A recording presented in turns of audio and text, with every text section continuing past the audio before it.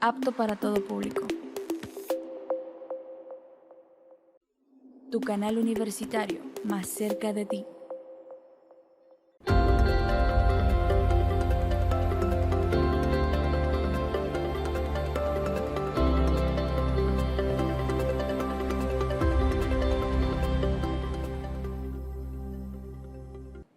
Muy buenas tardes, me da muchísimo gusto saludarlos una vez más aquí en Crónica Universitaria. Recuerden que estamos transmitiendo desde las instalaciones de la Universidad Autónoma de Tamaulipas.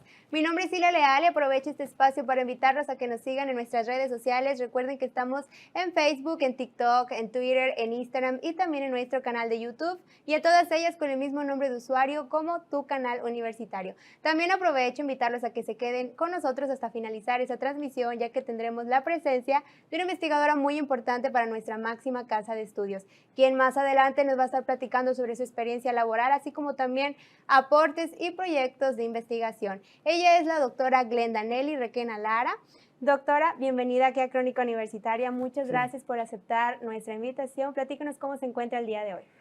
Pues, aunque no quisiera, un poco nerviosa, pero bueno, yo creo que nos pasa a todos. Claro. Y pues primero les agradezco su paciencia, ¿verdad?, de aceptarme y de querer platicar pues lo que hemos estado haciendo en nuestro desempeño en la universidad. Claro que sí, doctora, de nada, y a nosotros nos complace tenerla aquí en Crónica Universitaria. En casa, para que conozcan más sobre nuestra invitada, déjenme platicarles que ella es profesora de tiempo completo aquí en la Universidad Autónoma de Tamaulipas en el Instituto de Ecología Aplicada. Cuenta con perfil PRODEP y es miembro del Área 1 del Sistema Nacional de Investigadores Nivel Candidato. Imparte varios cursos y ha dirigido 2 tesis doctorales en el posgrado PNPC de Ecología y Manejo de Recursos Naturales. De formación es ingeniera bioquímica de recursos acuáticos por el Instituto Tecnológico y de Estudios Superiores de Monterrey. También es maestra en Ciencias Biológicas con especialidad de Manejo y Conservación de Recursos Naturales, y además obtuvo un máster en Ordenación y Gestión del Desarrollo Territorial y Local y el doctorado en Geografía Física, ambos otorgados por la Universidad de Sevilla en España. A lo largo de su trayectoria ha desempeñado puestos de gobierno del Estado en el área ambiental y de financiamiento de proyectos, y en nuestra universidad trabaja en diferentes proyectos ambientales, destacando los de ordenamiento ecológico del territorio. Por último, sin dejar a un lado que es líder del Cuerpo Académico Consolidado WAT-CA 152 en Sistemas de Información Geográfica y Sensores Remotos para la investigación de los ecosistemas y sus recursos. También ha trabajado en varios proyectos y publicaciones científicas dentro de sus líneas de investigación.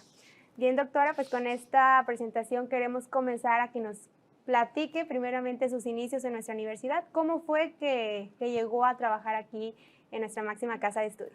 Bueno, yo soy, digámoslo así, hija de profesores WAT, así que de Ciudad Mante, así que casi que puedo decirles que estuve en la universidad de que yo era niña. Ahí se inició mi vocación por la ciencia, y no fue sino hasta el año 2000, donde pude pasar de gobierno del estado a la universidad con los proyectos de ordenamiento ecológico, pero estaba yo contratada, como quien dice. Entonces, en ese entonces nos decían, ¿verdad?, bueno, métete a estudiar la maestría porque está exigiendo plaza de maestría, y así hice, entonces, para una plaza. Y entonces cuando termino mi maestría me dice, o me estaba terminando, me dicen, bueno, ahora se requiere el doctorado.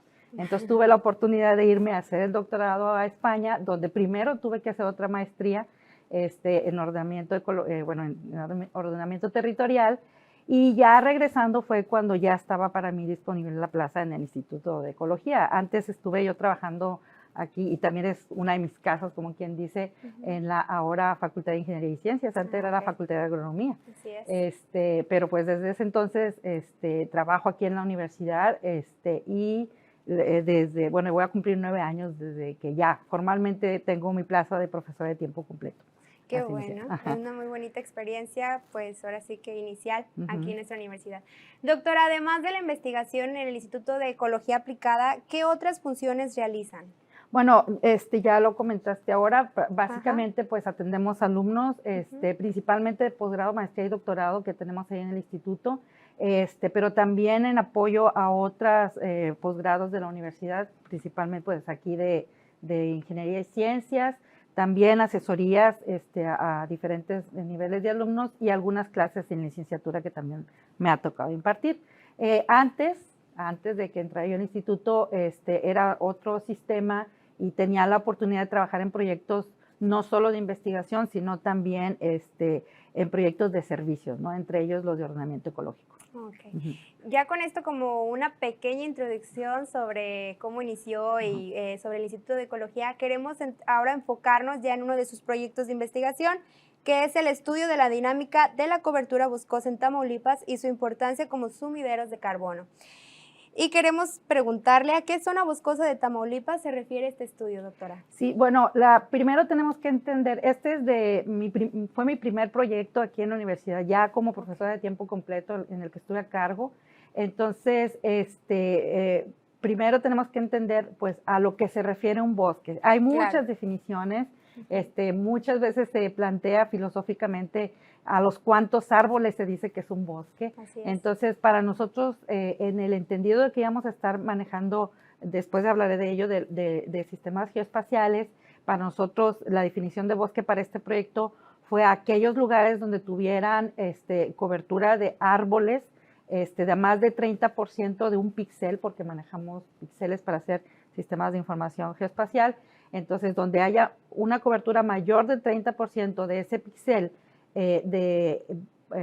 cubierto por individuos arbóreos, básicamente aquí arbóreos dimos a entender que era de un diámetro de 2,5 centímetros o más, más que la altitud o cualquier cosa, y entonces eso entendemos por zonas boscosas. En este estudio, ¿cuáles entran ahí? Pues ahora sí, como su nombre le indica, los bosques que tenemos en Tamaulipas, las selvas, diferentes tipos de selvas, y además algunos matorrales, especialmente los que tienen vegetación arbustiva, ¿verdad? Que entra en esta definición. Eso es lo que estudiamos. Muy bien, doctora. En el nombre del proyecto se menciona la palabra sumideros de carbono. Platíquenos un poco sobre qué son. Sí, ok. De acuerdo a la definición de los especialistas que se encargan de esto, que es un panel intergubernamental de cambio climático, que es a nivel mundial, ellos nos dicen que los sumideros de carbono son todos aquellos procesos o actividades que se llevan a cabo y para, en algún momento dado, retirar la contaminación atmosférica en forma de dióxido de carbono de la atmósfera. Entonces, la retiran, digámoslo así, y la retienen además. Entonces, por eso se les llama sumidero. Al final va a dar ahí. Tiene otras connotaciones, pero en general es una definición sencilla que se acepta. Donde estamos reteniendo y retirando el dióxido de carbono, que es una forma de contaminación de la atmósfera. Bueno, como dices, una manera sencilla de que quienes nos están escuchando pues puedan entenderlo, ¿verdad? Para quienes no tienen absolutamente alguna cercanía con ese tipo de temas. No vayan a creer que se cae ahí, no, así es la palabra técnica, así le pusieron. Muy bien, muchas gracias por la explicación, doctora. Además de los gases de carbono, ¿qué otros gases afectan el cambio climático en nuestro estado? Mira, esta es una pregunta así, que digámoslo así, normalmente queremos verlo en nuestro estado porque estamos estudiando en nuestro estado, pero para bien o para mal, los gases de efecto invernadero que se resumen, digámoslo así, o se traten de hacer equivalentes para hablar en una sola palabra, como dióxido de carbono, son o nos afectan en todo el mundo. Entonces, las actividades que estamos llevando a cabo o que no llevemos a cabo en Tamaulipas van a influir en la atmósfera de otra parte del mundo y viceversa. Entonces, más que hablar de solamente Tamaulipas, hablamos en el mundo. El dióxido de carbono, te digo, es el referente, pero hay otros gases de efecto invernadero que están afectando. Aquí cabe mencionar que los gases de efecto invernadero no siempre son o no se refiere solamente a los que estamos generando por las actividades humanas, sino que la naturaleza, nuestro planeta, la temperatura que tenemos aquí está regulada por este tipo de gases. Siempre lo he sabido. Por ejemplo, el vapor de agua, las nubes, nos ayudan como si fueran una cobija a protegernos del sol y a mantener, a que este calor que estamos irradiando aquí llega el sol, los rayos del sol retachan y no se van al exterior porque tenemos una atmósfera. y en esa atmósfera están esos gases. Por ejemplo, en Marte y en otros planetas, pues es muy frío porque se va ese calor, no se conserva. Claro. Entonces, sí tenemos estos gases de efecto invernadero de características naturales, incluso el dióxido de carbono es de características Así naturales, y se ha dado bajadas y subidas a través de toda la historia geológica del planeta. Sin embargo, actualmente el problema es que los humanos, por nuestras actividades o por lo que no que hacemos cosas que no debemos hacer, Así es. o bien dejamos de hacer cosas que deberíamos de hacer por esas dos cosas, por esas dos causas. Desde la revolución industrial hemos estado aumentando esa capa de gases de efecto invernadero que resultan nocivos. Les hablo yo ahorita en general del referente que es el dióxido de carbono en cuanto a emisiones por las actividades humanas, que le decimos antropogénicas. Pero hay otros, por ejemplo, el gas metano, que también puede ser en un momento dado, o de hecho lo es, un producto de la degradación en nuestros sistemas naturales. Cuando se muere una plantita, un animalito, se descompone y despide metano. Pero, sin embargo, hay actividades que también producen esto y este metano, pues, calienta la atmósfera. De hecho, a 100 años lo calienta 25 veces más que el mismo dióxido de carbono. ¿Sí? Entonces, y hay otros todavía, por ejemplo, los gases que contienen cloro y carbono, fluorocarbonados, ¿sí? Por ejemplo, el tetrafluoruro de carbono. Este grupo de gases que se utiliza normalmente para refrigeración y en otras cuestiones industriales, pues tiene potenciales de calentamiento todavía mucho mayores, de miles de veces más que el dióxido de carbono. El tetrafluoruro anda alrededor de 50,000 veces más a 100 años. Okay. No es lo mismo lo que calienta a 20, a 100, a 50 años, ¿no? A 500. Entonces, dependiendo de la concentración de los gases, de cualquiera de ellos, del tiempo de residencia en la atmósfera y del potencial de calentamiento, es que son unos más peligrosos que otros. Entonces, estos últimos, por ejemplo, aunque calientan mucho más, se retienen más en la atmósfera, su concentración atmosférica es más baja.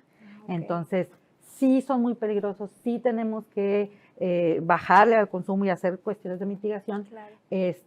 Pero pues a lo que nos dirigimos siempre es hacia nuestro referente, que es el dióxido de carbono. Entonces hay muchos, los óxidos de nitrógeno, etcétera, ¿no? O sea, son varios, pero en general son los que puedo llamar o decirles ahorita a ustedes, y que no es solo en Tamaulipas, sino en el mundo. ¿Sí? Claro. Lo que hagamos aquí influye en otros lados, pues porque es la misma atmósfera que respiramos todos. Y todos estamos en el mismo mundo. Así es, no tenemos otro.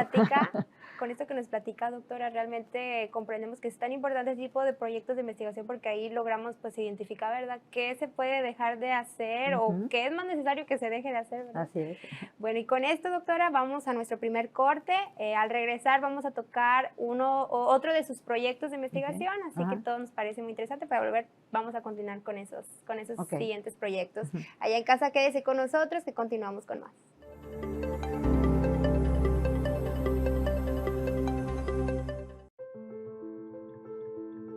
Vacunarse es un acto de solidaridad y responsabilidad para resolver un problema global.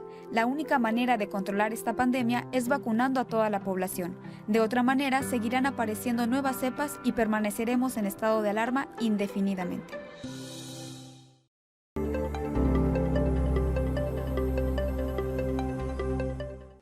Ya estamos de vuelta aquí en Crónica Universitaria con la doctora Glenda Nelly Requena Lara, y como le mencioné antes de irnos a corte, que al volver entraríamos con otro de sus proyectos, que en este caso es el que se titula Contribución a la economía local y regional del Servicio Ambiental de Disponibilidad de Especies Polinizadoras en la Cuenca Guayalejo-Tamesí.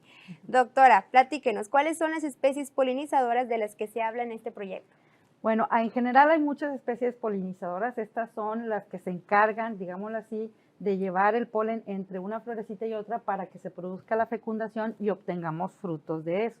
Okay. Nuestros alimentos, en general los granos, las frutas, están basadas en la polinización. Muchos, el 75% de los cultivos de consumo humano a nivel mundial dependen en gran medida, en diferentes medidas cada uno de ellos, de la polinización.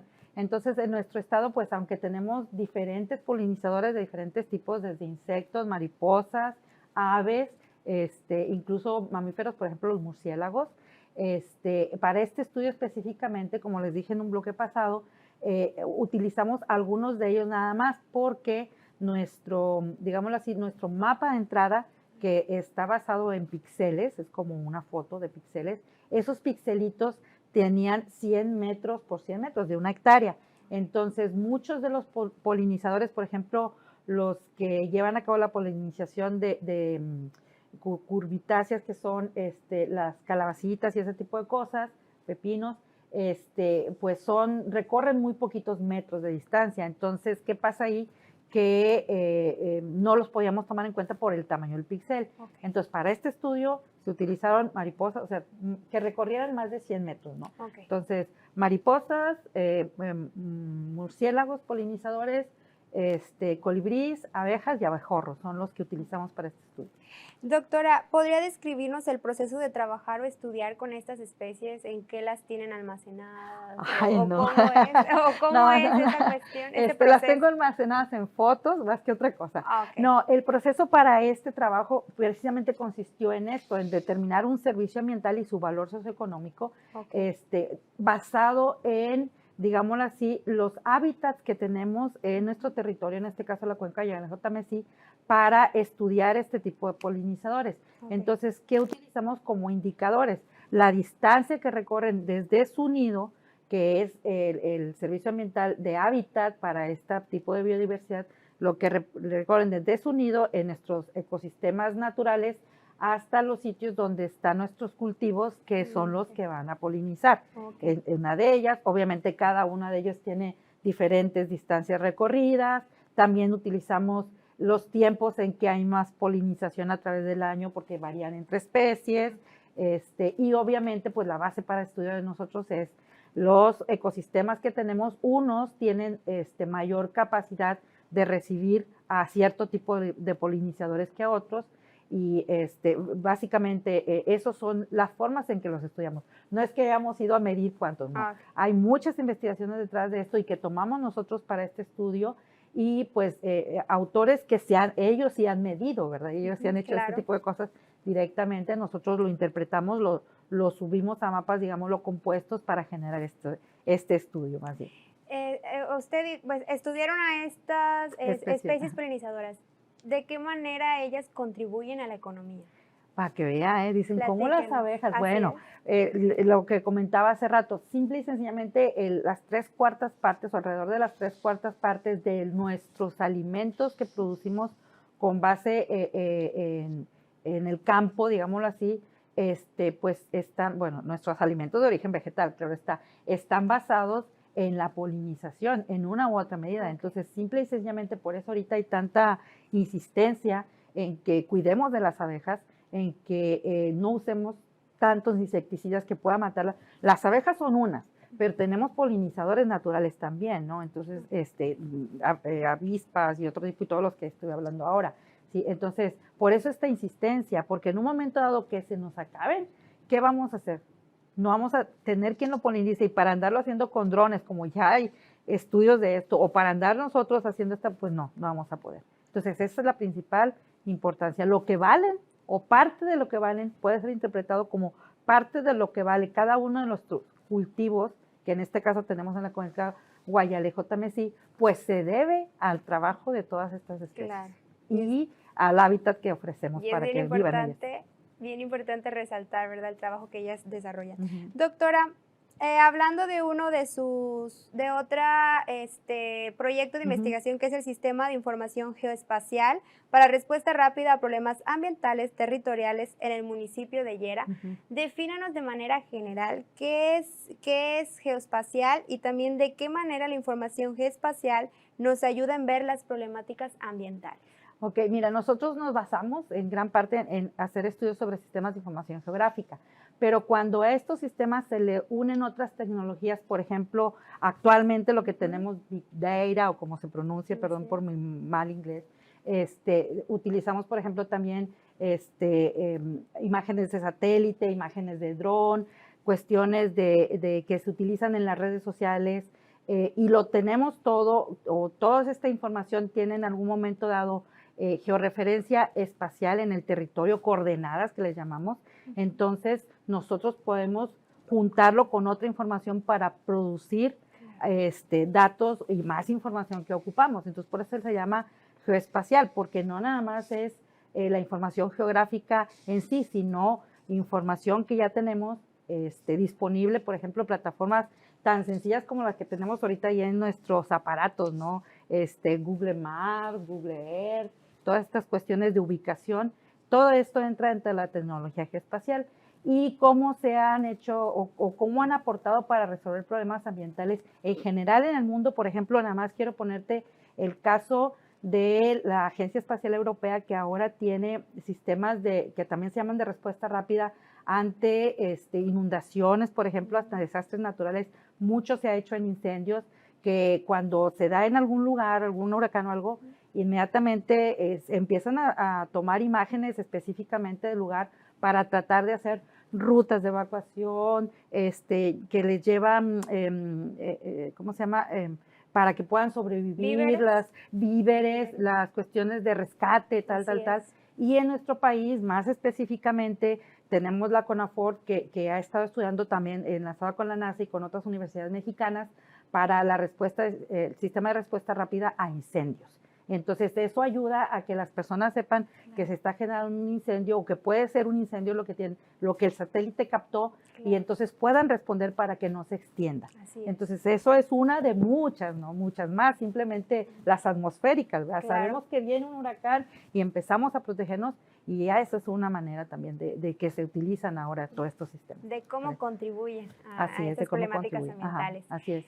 Bien, doctora, hasta ahorita ya aprendimos sobre las especies polinizadoras, ya estuvimos viendo aquí también sobre estos sistemas, ¿verdad?, de geoespaciales. Es momento de ir a nuestra segunda pausa. Al volver, queremos tocar el proyecto sobre la región mezcalera aquí en nuestro estado de Tamaulipas. Así que, ¿qué le parece? Al volver tocamos este tema. Perfecto, muchas gracias. Excelente. Allá en casa quédese con nosotros, que ya lo sabe que al volver tenemos otro proyecto muy interesante.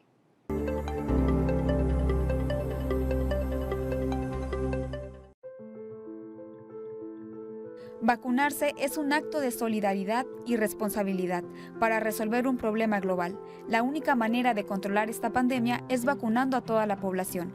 De otra manera, seguirán apareciendo nuevas cepas y permaneceremos en estado de alarma indefinidamente.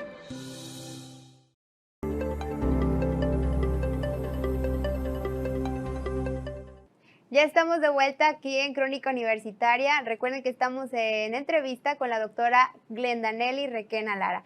Doctora, como le comenté antes de irnos al corte, que ya entraríamos a un nuevo proyecto para que nos platique, es el diagnóstico y prospectiva sobre las condiciones socioecológicas imperantes en la región mezcalera de la Sierra de San Carlos, Tamaulipas. Doctora, ¿a qué se refiere con condiciones socioecológicas y cuáles de ellas pues son algunas de las demandas que se manejan en la zona de la Sierra de San Carlos? Ok, bueno, las condiciones socioecológicas, mira, antes se utilizaba que se hacían estudios por separado, o sea, decíamos, aquí estamos los que hacemos ciencias naturales, por así decir, separados de los sociólogos o de cualquiera de sus ciencias, pero actualmente se ha estado entendiendo, afortunadamente, que la sociedad no está separada del ecosistema en que vive, y los ecosistemas no están separados de la sociedad que los usa y que los vive y que los cambia y que los mejora hasta en cierto momento. Entonces, ¿qué pasa? Que se han dado cuenta de que esto es un estudio mucho más complejo y que tiene que ser, por tanto, transdisciplinario, multidisciplinario, para poder abordar en conjunto las dos ramas de las ciencias, como quien dice. Entonces, cuando hablamos de condiciones socioecológicas, tiene 3 indicadores en este caso, o que se están manejando como 3 indicadores, que al final de hacer por los dos, digámoslo, porque se tienen que hacer por separado y después conjuntarse, se conjuntan en una de las cosas que ya les hablé, por ejemplo, de lo que son los servicios ambientales o servicios ecosistémicos. En México la definición es servicios ambientales porque así lo puso la Semarnat ya por el año 2012. En el mundo se maneja como sinónimo servicios ecosistémicos o servicios de los ecosistemas. Ese es uno de ellos. El otro es la resiliencia que tenemos como sociedad y como ecosistemas, de al momento que haya un impacto, volver lo más posible a las condiciones óptimas en las que estábamos. Entonces, este tipo de estudios y la vulnerabilidad que tenemos, tanto ecosistemas como sociedad, para adaptarnos, ¿no? Y para mitigar los cambios, no nada más el cambio climático, sino todo lo demás. Entonces, ahí es donde se conjuntan. Esas son a lo que se refiere con las condiciones socioecológicas. Y las demandas que se han tenido ahora, bueno, este es un proyecto que está actualmente en su segunda fase, se está todavía desarrollando, pero sí puedo hablar de lo que hasta ahorita hemos estado viendo como una forma preliminar. En este caso, por ejemplo, las condiciones de la sierra es un área, digamos así, condiciones ecológicas principalmente, es un área que es considerada como una isla geográfica. Tiene muchas especies que solamente se encuentran ahí. Es el geólogo que está con nosotros nos menciona que es una joya, así, joya con J, de joya que es algo muy valioso, geológica. De hecho, se plantea un parque geológico ahí. Y entonces, una de las demandas precisamente es esta, conservarla como un parque geocológico o como un sitio geocológico con la sociedad que tiene, con sus costumbres, que son ícono para Tamaulipas, ¿no? Entonces, esta es una de las cuestiones que estamos viendo ahora, que se está generando. Y esa demanda que siga esto. Así. Bien, doctora, platíquenos un poco de qué condiciones ecológicas se aplican al proceso de la producción del mezcal aquí en esta, como nos comenta, esta joya. Esta joya. Ok, les comentaba que además de ser una joya geológica, también es una joya ecosistémica, con muchas especies que solamente están ahí. Para el caso de la producción de mezcal, pues las condiciones ecológicas que se dan nos permiten 5 especies de agave que se utilizan. No quiere decir que las 5 para hacer un solo mezcal, sino que una combinación, cada maestro mezcalero tiene la suya, y que están presentes principalmente en la sierra. Hablemos de la sierra, pero también hay agaves en la región mezcalera, por eso tiene su denominación de origen. Entonces, estas son 5 especies. 2 se les conoce comúnmente como agave, a otras 2 se les conoce como lechuguilla también, y a otras se le conoce como jarcia. De hecho, esta última digámoslo, solamente se encuentra ahí, es endémica, solamente se encuentra en la sierra. Entonces, pues, ¿qué más? El tequila es solamente agave azul, el mezcal es otro tipo de agaves o combinación de ellos que tenemos en la sierra y en esta región mezcalera, que es lo que nos permite tener una producción del mejor mezcal de México. Muy bien. Doctora, ya casi estamos llegando al final de este programa. ¿Algo que desea agregar sobre este proyecto del mezcal o algún consejo, ¿verdad, en general, los que nos están viendo, sobre cómo proteger estas áreas? Sí, bueno, es muy importante mencionar que este proyecto es surgido a raíz de que el gobierno del estado dijo que se hiciera o requirió que se hiciera realizar un museo mezcal en el corazón, digámoslo así, que es San Carlos, y nos dijeron a la UAD que participáramos. Entonces surgió la necesidad de que no solamente el museo, sino hacer todo este diagnóstico para darle mayor riqueza al museo. Esta idea venía desde hace mucho de hacer este diagnóstico y prospectiva desde hace mucho tiempo del doctor Octavio Herrera, nuestro historiador. Entonces, surgió de él, me decía a mí, vamos a hacer algo en la Sierra de San Carlos, porque tenemos el cielo y se le da mucho realce ecológico, y está bien, pero también nuestra zona de San Carlos además es icónica. Además, el mezcal no está todavía bien valorado, no nada más por lo borracho, sino por el impacto que tiene a nivel cultural, nuestra cultura. Yo soy del Mante y cuando era niña mis abuelos, que vivía mi abuelo, decía, el mejor mezcal que hay es el que viene de San Carlos. Yo estaba chiquita, no sabía qué significaba. El mejor chile piquín es el de San Carlos. Entonces hay que darle ese valor, no solamente a San Carlos, a todo lo que tenemos en Tamaulipas, que no se lo imaginan, es demasiado, tenemos demasiada diversidad, tanto de culturas, tanto de ecosistemas, tanto de este tipo de cosas que o sea, no te la esperas. Dices, ¿cómo puede ser que, por ejemplo, esta región que una vez fue de las más ricas en el noreste de México, por lo menos, porque era una región minera que producía oro, plata, Claro. plomo, cobre, hierro y además y otros que no son considerados como metales o menos metales preciosos, llegó a ser la más rica y ahora San Nicolás es uno de los municipios más pobres. Así es. Entonces tenemos que hacer algo por Claro, valorarla, claro. revalorarla y pues yo sí, mi recomendación que quiero hacer de esto es que se animen a estudiar, digo, no formalmente, sino a informarse lo que tenemos en nuestro estado, en nuestra región, no solo de mezcal, sino de nuestros ecosistemas, de nuestras propias culturas Así es. y de todo lo que esto ha tenido. Ha tenido impacto no solamente en la historia reciente o en la colonia, sino también en la Sierra de San Carlos, la prehistoria, con las pinturas rupestres Así que es. gracias a Lina que quiso estar con nosotros, acompañarnos en una ocasión en este proyecto, a verlas con nuestros propios ojos, y que esperemos que pronto ellos tengan todo registrado para que puedan publicar estas maravillas que Claro. tenemos, que dices, wow, o sea, aquí al lado de Ciudad Victoria, 1 hora y media, y está maravilloso. Entonces, y la gente de ahí, la comida de ahí, válgame Dios, y los ecosistemas de ahí. Claro.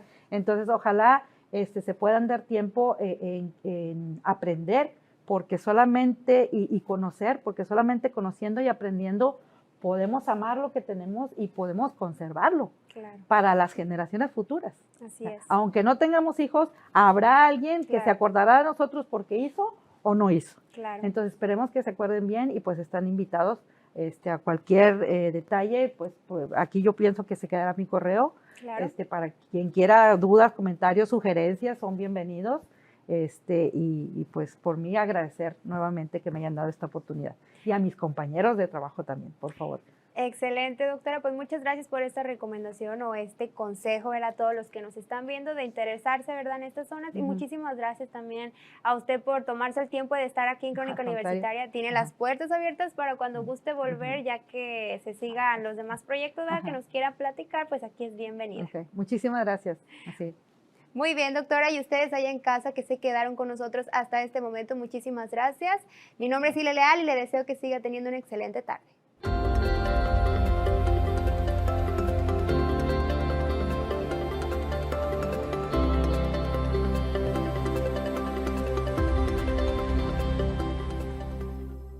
Tu canal universitario, más cerca de ti.